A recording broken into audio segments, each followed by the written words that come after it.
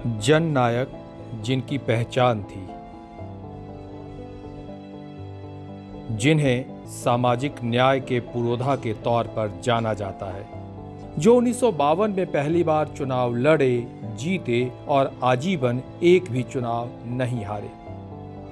सरकारी सेवाओं में जिन्होंने पिछड़ी जाति के लिए आरक्षण का मार्ग प्रशस्त किया, मंडल आयोग की रिपोर्ट को देश भर में लागू करने का पिच तैयार किया, वो अब हमारे भारत रत्न हैं। जी हां, हम बात कर रहे हैं जन नायक कर्पूरी ठाकुर की,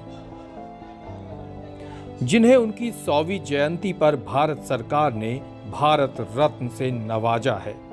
यूं तो कर्पूरी ठाकुर की सौम्यता, धैर्य, सहनशीलता, सामाजिक सरोकार से लेकर कुशल राजनीतिज्ञ तक के अनेकों किस्से हैं, पर उनकी सादगी की बात करें तो पहली बार जब चुनाव लड़े और जीते, तब भारत के प्रतिनिधि मंडल में विदेश जाने का मौका मिला तो फटा हुआ कपड़ा दोस्त से उधार मांगा और पहन कर गए।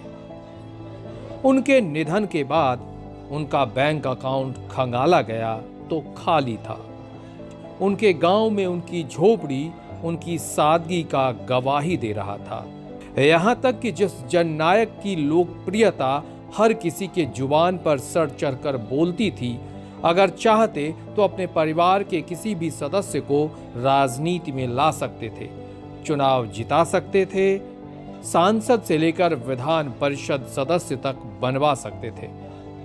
पर कर्पूरी ठाकुर परिवारवाद के घोर विरोधी थे। आजीवन परिवार के किसी सदस्य को राजनीति में आने तक नहीं दिया। बिहार की तमाम सियासी पार्टियां भी अपने आप को कर्पूरी के जीवन और विचारधारा के करीब दिखाने की कोशिश करती है।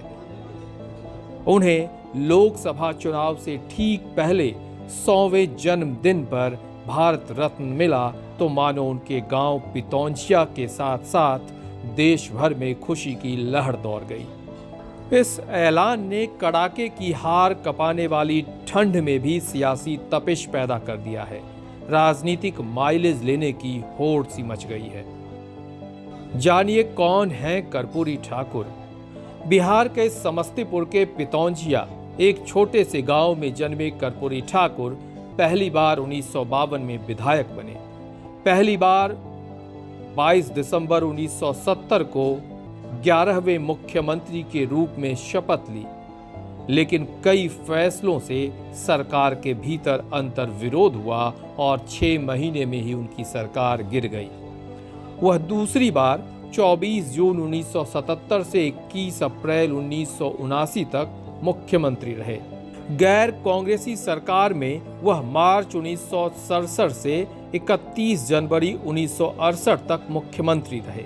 इस दौरान वे शिक्षा मंत्री भी रहे। उन्होंने कई लोकप्रिय फैसले लिए।